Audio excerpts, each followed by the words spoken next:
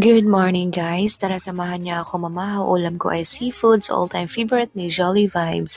Meron akong nabiling saang na nakawala sa kanyang shell. Kaya kinilaw ko ito at meron din akong kamuti at aninikad. At syempre hindi mawala ang meron din akong alugbati na ipinaibabaw sa kanin. Tigsim sa tagko gamay.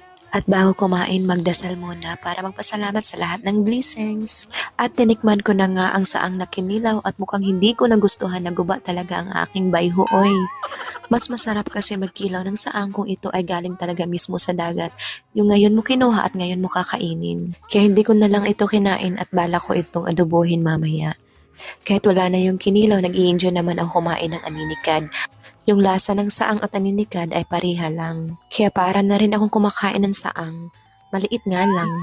Sa puntong ito, pinugos ko ang aking bunso na kumain ng shells dahil hindi talaga ito kumakain pero hindi niya talaga magustuhan. Yun lang, bye-bye!